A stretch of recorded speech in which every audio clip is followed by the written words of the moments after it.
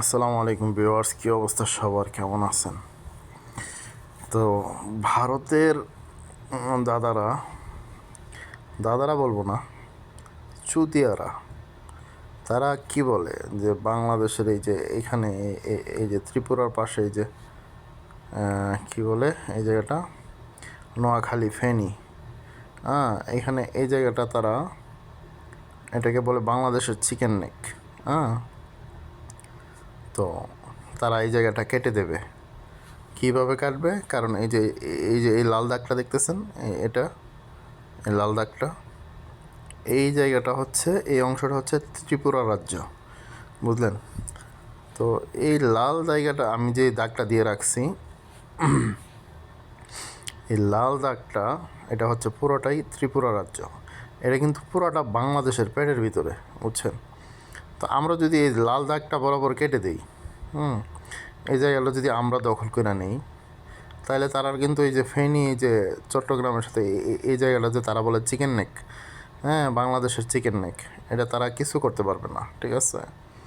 কিন্তু ধরেন একটা মানে তর্কের খাতিরে বলি যে তারা যদি আমাদের এই যে চট্টগ্রামের এই যে ফেনীর অংশটা, এই জায়গাটা, এই জায়গাটা তারা বলতেছে চিকেন নেক আমাদের, তো এই জায়গাটা যদি তারা কেটেও দেয় বা নিয়ে নেয়, কীভাবে নেবে?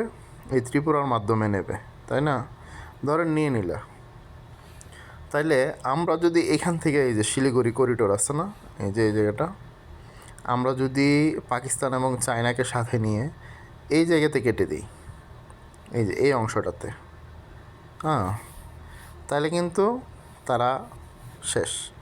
এই যে এখানের আসাম, মেঘালয়া, ত্রিপুরা, মিজোরাম, মণিপুর, যেই মানে 7টা-8টা রাজ্য আছে, সবই হারাবে।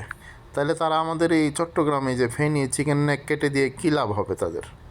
তারা মেইন জিনিস এখানে আমরা শিলিগুড়ি কেটে দেব, তাহলেই তো শেষ, তাই না? তো ভারতের দাদাদেরকে বলবো বেশি লাফালাফি করবেন না, বাংলাদেশের কোনো চিকেন নেক নাই, ঠিক আছে?